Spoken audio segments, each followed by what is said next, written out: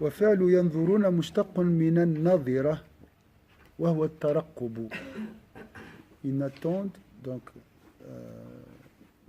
qu'un seul cri, hein, c'est comme ça, c'est marqué Shams. Moi je l'ai en anglais. Ah d'accord. Ruth 49.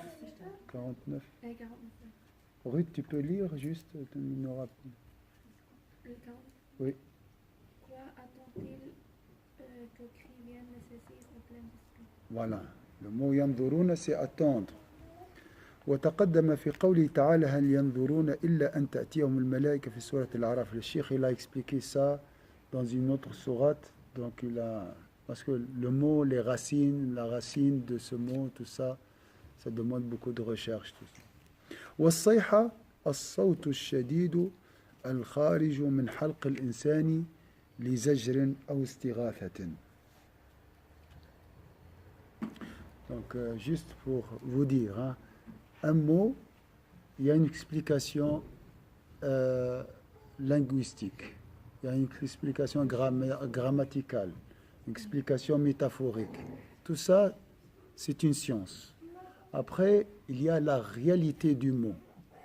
Ça, c'est quoi à votre avis? Il y a la réalité de quoi? La réalité du mot. Yanzuruna, c'est marqué attendre. Hein? Mais la réalité de ce mot. C'est regarde. La réalité de chaque mot dans le Coran, c'est quoi? C'est marqué dans Sourate Al-Kahf. Elle n'a pas de fin. C'est un océan. Un mot, c'est un océan. قل لو كان البحر مدادا لكلمات ربي لنفد البحر قبل أن تنفد كلمات ربي ولو جئنا بمثله مددا. Donc c'est un océan. On ne peut pas penser que ça c'est taraqab, sur l'Araf, ça c'est juste, ça peut t'aider à aller plus loin. Parce que tu ne peux pas aller vers l'âme de la personne avant de le voir le corps. Est-ce que vous êtes d'accord? Tu vois, après tu parles, après tu essaies de connaître. Mais il y a des gens qui se connaissent sans se voir, qui parlent entre eux sans se voir physiquement. Comment ils parlent? Par exemple, Internet ou comme ça. Oui, mais il y a... à travers les paroles qu'ils disent, ils arrivent à se connaître. Donc il y a la parole quand même, qui aide à se connaître. Ou bien un écrit. L'écrit, voilà. Ouais. C'est moyen, c'est un moyen. Ouais. Là, c'est un moyen aussi pour nous aider. Mais la connaissance, la réalité, ça, elle est au-delà du monde apparent. يعلمون ظاهرا من الحياة الدنيا. Donc, ce qu'on appelle le monde invisible. La réalité avec grand R appartient au monde invisible. La réalité avec petit R, elle appartient au monde visible. Voilà. Mais on ne l'a pas vu encore. Même la petite R. C'est juste. Là, on est dans la petite. Déjà, c'était avec les petits primaires. On est primaire. والصيحة الصوت الشديد الخارج من حلق الإنسان لزجر أو استغاثة. La définition de cri, ça veut dire quoi un cri?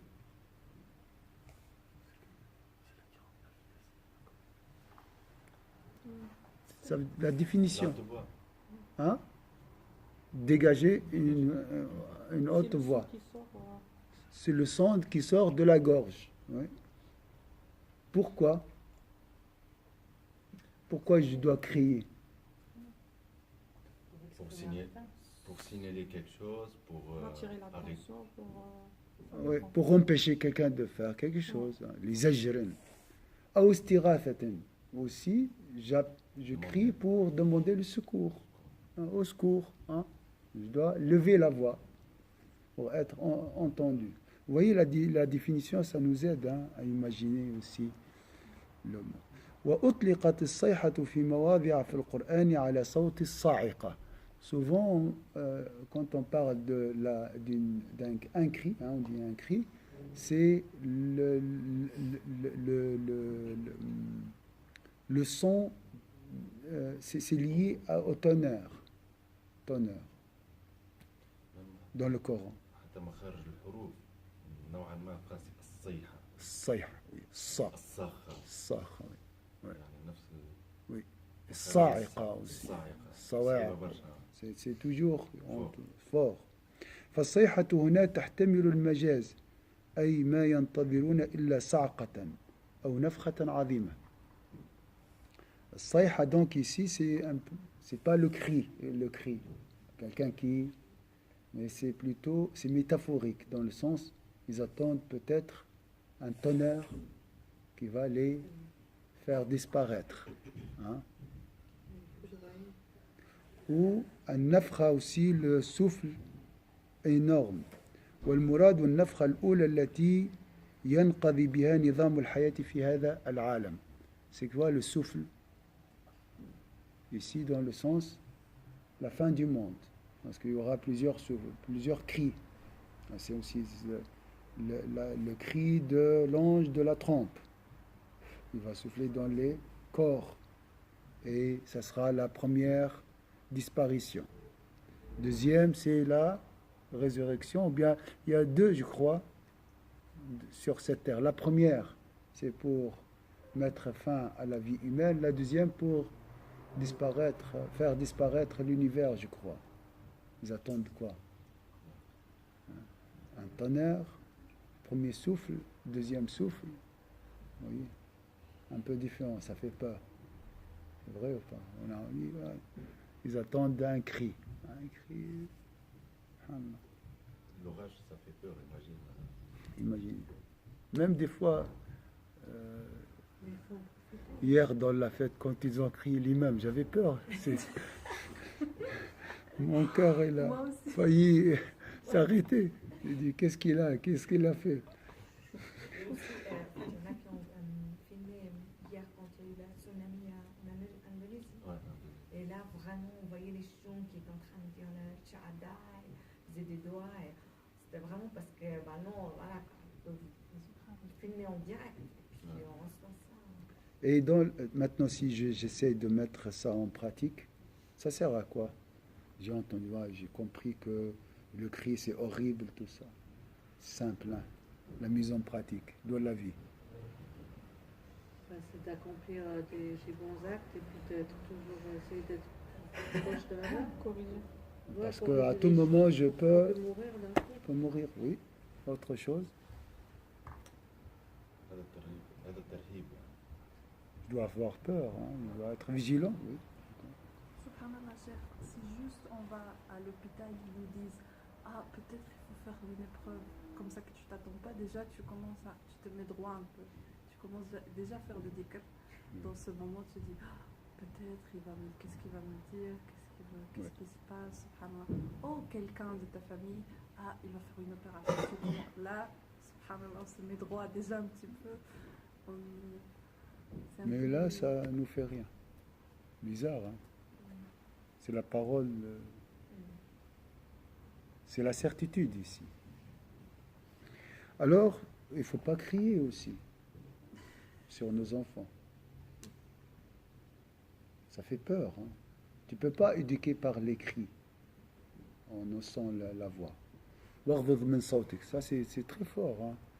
Il y a beaucoup de sagesse ici dans le dernier commandement de Sayyidina al-Rahman. Baisse ta voix, il lui a dit. Il a dit à son fils, baisse ta voix.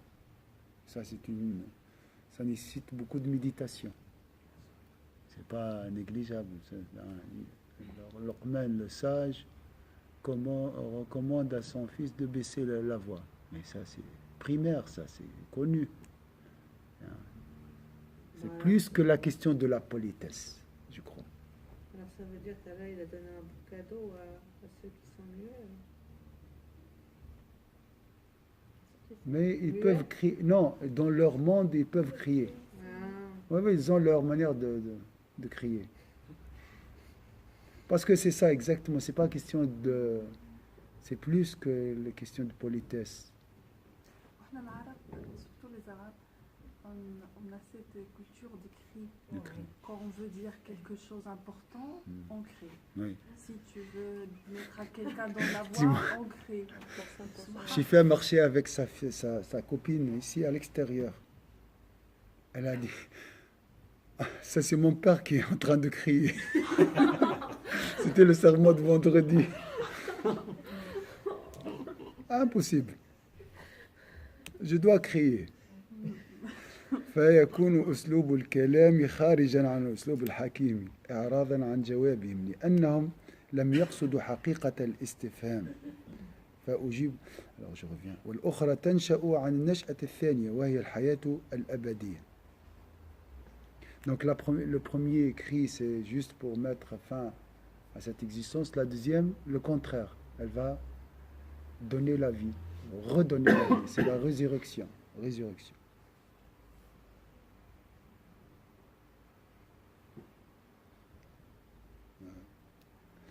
Donc eux, ils demandaient un terme, cette promesse.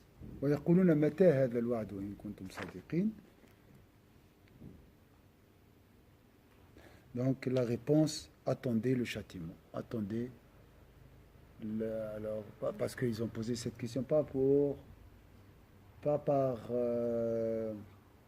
quête de connaissance, c'est juste par moquerie. Ah, tu nous as promis un châtiment, vas-y, montre-nous ce châtiment. Alors, attendez, alors, il va venir, mais subitement, hein, d'une manière inattendue.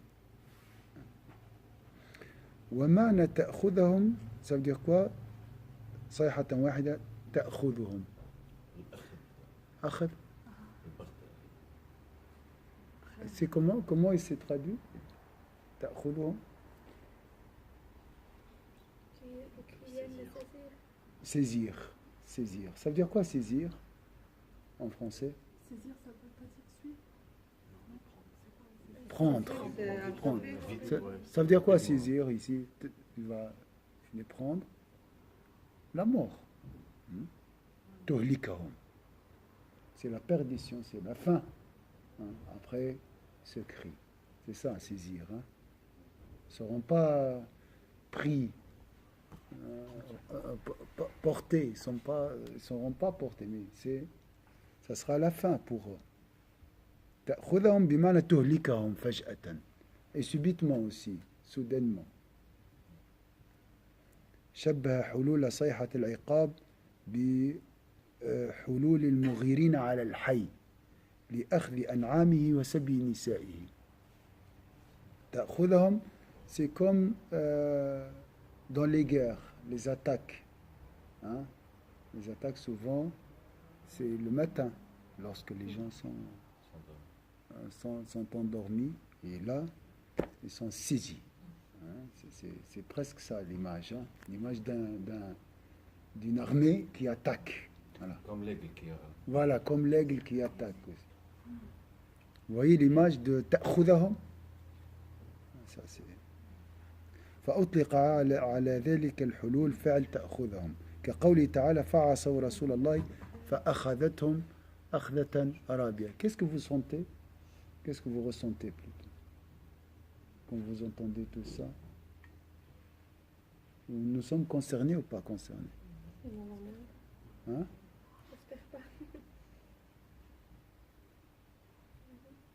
La mort, elle peut venir. Même si j'ai fait tout comme il faut, je ne suis pas déjà sûr. Et la mort peut me saisir à tout moment. Hein? Il n'y a pas d'explication, il n'y a pas d'introduction. Hein? Des fois, oui. Hein? La mort, la maladie, c'est une introduction. Mais des fois, voilà, arrêt cardiaque. Notre frère Samba, voilà, palpation, il va aller, ça c'est ici, hein, ici, non, mais dans le canton de Vaud, parce que souvent la mort c'est en Australie, c'est vrai ou pas? En Chine, c'est ailleurs, dans la télé, la mort dans la télé, ou bien j'ai entendu, Ou bien c'est le Ghazali qui est mort, les autres, les anciens. Ou bien mon grand-père. Hein? Non, non, non, c'est ici. Et au Chuf. Hein? Pas au Chuf, même pas au Chuf. Donc il a senti des palpations. Hein, c'est une belle mort. Hein. Palpation, il a dit, je dois aller au Chuf. J'ai mal au cœur. Hein, c'était une crise cardiaque, rien de spécial. Il n'y a pas d'introduction. Il dit, mais avant d'aller là-bas, je dois faire le Dhuhr. Je n'ai pas fait encore le Dhuhr. Allahu Akbar, deuxième. J'ai entendu dans la deuxième, il y a un autre, il m'a donné une autre version dans la quatrième. La quatrième raka'a dans le recours, que quatrième. Il est parti. Avant d'aller arriver au chou. Oui. Ouais, je sais. Oui, oui, il a dit avant d'aller là-bas, je dois tout d'abord faire avec son fils. C'était quand Il y a quelques semaines, tu étais en Tunisie. On a fait la prière sur lui ici. Ouais, j'ai dit ici, ouais, c'est dans notre centre. Là. Le frère, hein, c'est le frère sénégalais, machin. Très pieux et très serviable aussi. Il servait beaucoup la Sénégalais. Sénégalais, oui. D'origine. Il a fait aussi, Oui, oui, ici. Après, Alors, il habite juste là, je pense. Loin de prix. pas loin, Ouais, oui. ouais. Donc voilà, saisi, mais ça c'est, alhamdoulilah, Ben là, il a fait un beau cadeau. un beau cadeau, ça c'est un cadeau. Il n'est pas mort, lui. Mais on a parlé des gnostiques. Les gnostiques attendent la mort, hein. Là ça se voit, hein. Il est prêt. Oui, parce sa première pensée, c'est de venir prier. Oui, Donc, donc, il y a les gens pieux et les prophètes et les gens saints. Ils reçoivent une invitation. reçoivent une invitation au Ramadan. Viens, cher moi. Il me dit d'accord. Il a Rafiq Le mort al-A'la. ne vient pas brusquement. Non, il ne vient pas. Il y a un rendez-vous, les choses sont. C'est différent. Là, c'est parce qu'il se moquait de la promesse, du châtiment. Ils sont négligeables. Alors voilà, c'est les conséquences. Hein, ils sont saisis subitement. أي تحل بهم وهم يختصمون. Oh, le Ghazali ici, il a fait une chose formidable dans l'explication de ce verset. Alors, qu'est-ce que vous voyez? Celui qui trouve la bonne réponse, je lui donne un chocolat parce que je vois la dépression sur ce. Vous êtes déprimé. Alors, il a dit ici, la suite, à la fin, le dernier mot, c'était quoi? Yahtasimun, se disputer. Oui. Alors, qui peut marier les images? Un aigle qui vient, descend pour saisir une personne, prendre une personne qui est en train de se disputer avec un autre. Il est occupé, peut-être. Occupé, c'est très beau le mot occupé, mais encore plus profond, plus dramatique. Occupé, ça va, je suis occupé au téléphone. Prie, oui, prie. Je suis dans une conflit, dispute. Quand je dispute avec quelqu'un, je suis occupé, pris, encore un autre mot, Shams? Peut-être entre eux, ils pensent qui va se saisir entre eux, mais c'est Allah qui va les saisir avec la mort. Est-ce que tu penses, si je suis dans cette dispute, je pense à la mort? Il est Non, déséquilibré. C'est- Complètement. Il parle le bonheur. Tu veux dire quoi, Shams? Comme ils sont en train de se disputer, Oui. peut-être ils essayent de savoir comment je vais réussir à prendre le contrôle l'un sur l'autre, Oui, c'est-à-dire saisir l'autre. saisir l'autre, mais pas par la mort. Saisir l'autre dans la manière de dunya, mais c'est la mort qui va Gagner, le saisir. comment gagner, comment vaincre l'autre. Oui, Il devient déséquilibré, il perd la conscience. déséquilibré. Il perd même la conscience. Ils sont pris, ils sont occupés, ils sont dans cette guerre. Mhm. Hein? Leur cœur, ils sont comment? Détournés. Emportés. Par quoi? Par la colère. Par l'ego. Par ils sont ivres. Ils sont endormis. ils sont anesthésiés par l'animosité.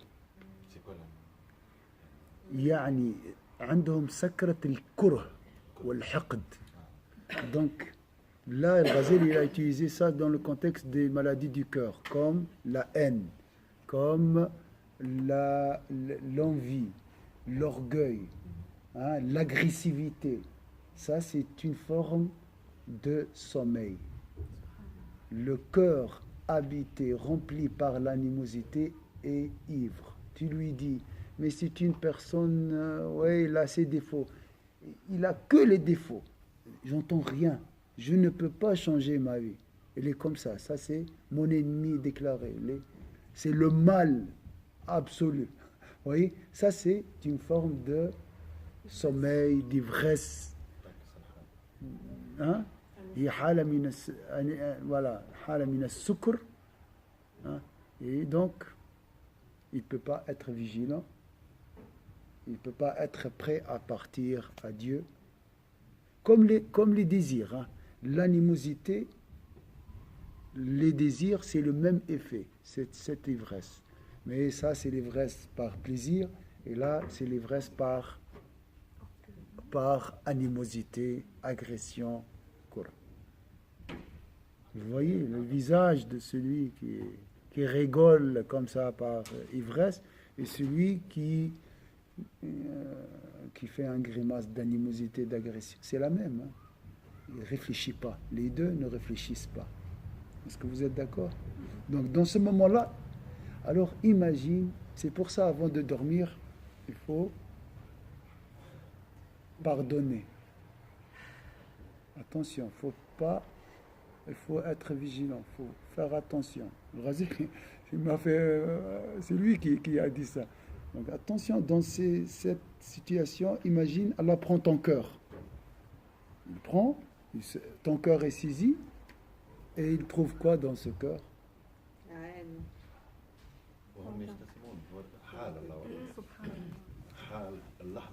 Oui.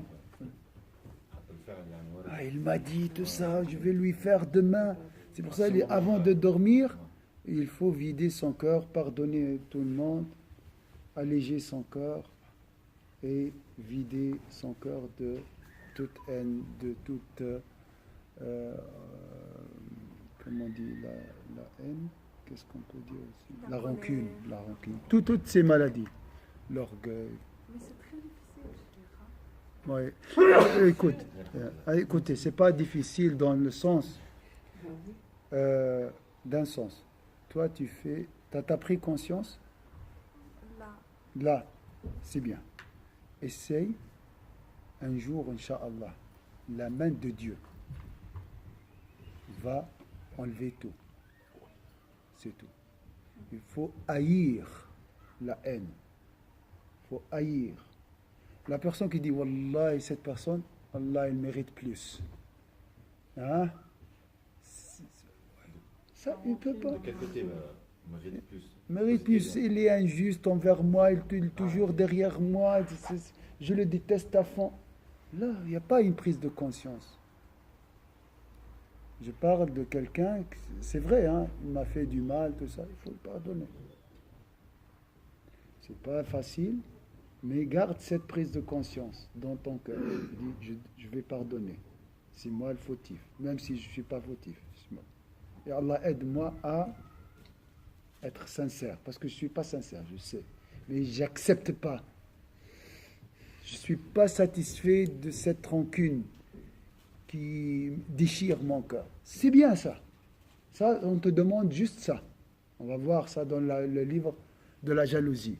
Il faut haïr cette maladie et avoir conscience que ça c'est mauvais. Il ne faut pas l'accepter. Inch'Allah, à un moment ou à un autre, c'est Allah qui décide quand. Inch'Allah. Parce que le cœur, il est entre deux doigts, des doigts de tout miséricordieux. Donc c'est lui qui gère cette situation. Vous êtes d'accord? C'est pas toi qui... Tu peux pas te guérir. C'est logique, hein.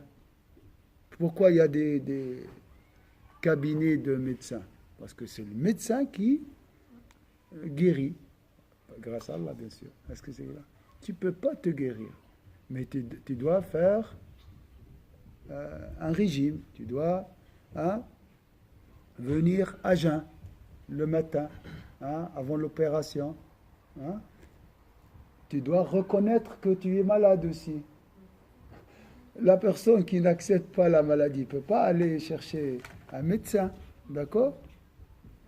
Bon, le médecin, ça c'est après, c'est lui qui décide. Il va te dire, Inch'Allah, après 2 mois, tu vas subir cette opération. C'est lui qui décide quand. Comment? Alors, il a un agenda. Ça c'est le médecin. Allah Azza wa Jalla, pour Allah l'exemple, c'est la même chose. C'est lui qui choisit le rendez-vous, selon sa sagesse. À quel moment? Des fois, c'est Allah qui te fait oublier les choses de toute façon. Des fois, même si on n'a pas envie, vraiment, c'est avec le temps après ça. C'est Allah. C'est pour le qahar, c'est pour ça. C'est lui qui gère. Mais tu dois faire un effort. Il ne faut pas dire, lui, c'est lui qui gère, alors je dors. Oui. Tu dois faire un effort. Al-Qahar, en français? Contraignant. Mais dans ce sens-là, c'est lui qui gère. Je veux me rappeler de quelque chose. J'arrive pas. Vous voyez? Ça, c'est plus fort que moi. Et des fois, je veux oublier une chose. Je n'arrive pas. Subhanallah. C'est pour ça que j'ai dit, tu dois faire un effort, mais c'est Allah qui te donnera l'information ou enlèvera quelque chose de ton cœur. Déjà, les faits, des fois, d'entendre que la personne, quand on a un mouvement qui l'envers et qu'on l'aime pas, des fois, quand on entend qu'elle a un malaise ou bien tout, ça nous touche. Donc, automatiquement. Ça, c'est pas que. On essaie de se convaincre qu'on déteste cette personne, mais en fait, non. Oui, on a cette bonté, on a la bonté dans notre cœur. On a quand même pitié. Ouais. Mais il faut détester la rancune qu'on a. Il faut la détester. Elle est mauvaise, très mauvaise. Déjà, tu vas pas bien, tu as mal. Rasulullah sallallahu alayhi wa sallam وقت الوحش اللي قتل سيدنا حمزة عليه السلام. Oui. وحشي voilà. Et là, après, il a converti. Mais Rasulullah sallallahu alayhi wa sallam ما حبش يشوف. C'est normal ça, parce que la pluie est son oncle, donc c'est le plus proche de lui, donc c'est normal. Nous sommes des êtres humains, mais à ce moment-là, nous, on a le Palestine, on a le Rohingya, on a, je ne sais pas, 1000 catastrophes, et puis ندغش أنا مع أخوي ولا je sais pas, c'est une image يعني تعكس الانحطاط نتاعنا. Il faut négliger ça, il faut pas regarder à ça. Il faut détester ça. Détester ça aussi. Il faut détester cette. Même si c'est pas le moment. Tu as 1000 choses à faire et puis. Ça c'est bien comme argumentation. Il faut négliger. Il faut avoir honte. Aussi, de même discuter à ça. J'assiste à ce cours, tout ça, et j'ai ça dans mon cœur. Je parle de l'amour de Dieu, tout ça. Je suis à ce niveau-là encore, en bas. C'est bien, ces idées sont très bénéfiques. Ça nous aide à haïr. C'est pas takabbar, voilà. J'ai des priorités, j'ai des choses plus importantes. On ne mérite pas qu'on charge encore avec. Et en plus, c'est lourd. C'est bien tout ça, ça nous aide et ça nous rapproche de la guérison. Mais la guérison, entre les وَإِذَا مَرِضْتُ فَهُوَ يعني وحده. La guérison appartient exclusivement à Dieu. Mais je dois faire un effort. Ces maladies peuvent prendre le cœur et la raison en otage. Oui. En otage. Tu seras en otage sous la pression de la vengeance ou de la haine. La vengeance, voilà. Tu ne peux pas t'en sortir. Tu es dépendant de. Oui, tu es esclave. Tu deviens l'esclave de la haine, l'esclave de ses sentiments. Alors les gens de Daesh, c'est ça. En fait, le Ghazali, il a dit. Il est réduit dans la vengeance. Et ils pensent, ils regardent que vengeance. Tout leur cerveau est réduit en vengeance. Exactement. Ils ne savent rien que la vengeance. L'islam pour eux, c'est l'attaque. C'est ça l'extrémisme. C'est bien comme ça, lorsqu'on est pris en otage par la vengeance, par la haine, on ne voit rien, on n'écoute rien. Alors, qui peut me donner l'idole de cette famille, haine, rancune, agression, insulte, mauvaise opinion, ils appartiennent à une famille ou bien à une idole qui s'appelle, on l'a vu, c'est une force. Hein. La colère. C'est quoi? Il y a une image. Le chien. Le chien. Donc le Ghazali, il a dit, nous parlons des païens qui adorent les pierres, tout ça, nous insultons. Alors, du matin jusqu'au soir, hein, nous nous prosternons devant soit notre ir, représenté par le chien, ou devant nos désirs, représentés par le cochon. Derrière celui qui tire les ficelles, qui fait bouger ces marionnettes, ces deux marionnettes, c'est qui? C'est le diable. Des fois, il te pique pour te pousser à te mettre en colère contre Hakim, et des fois, il joue avec Hakim. Des fois, moi, Noura. Donc, et nous nous prosternons devant ces idoles. Donc, chaque fois tu as la haine ou bien tu te mets en colère, tu as fait une prosternation devant le chien. Si tu t'inclines devant un désir, tu as fait une prosternation à notre cochon, qui est à l'intérieur de nous, bien sûr. Il n'est pas à l'extérieur. Et le pauvre, là, qui est vendu dans les magasins, n'a rien à voir avec ça. Hein? Lui, il est bénéfique pour la nature, il fait son travail. C'est le carrefour des virus, j'ai entendu. Il faudra avoir une statue de chien moche à la maison, une statue de Pas un caniche. Chaque fois qu'on est en colère, on regarde le chien, on dit ah non, je ne veux pas me prosterner devant lui, alors on se calme, peut-être que ça va. Mais avec le temps, je vais m'habituer à ce chien. Il dit, oui, on va l'aimer. Mais il est beau quand même. Hein. Avec le temps, je dis, ouais, je suis habitué. Ouais. Il est fidèle quand même. Il est laid, mais il est fidèle. Je ne peux pas vivre sans lui. Hein. Subhanallah. Qu'Allah nous guide, Inch'Allah.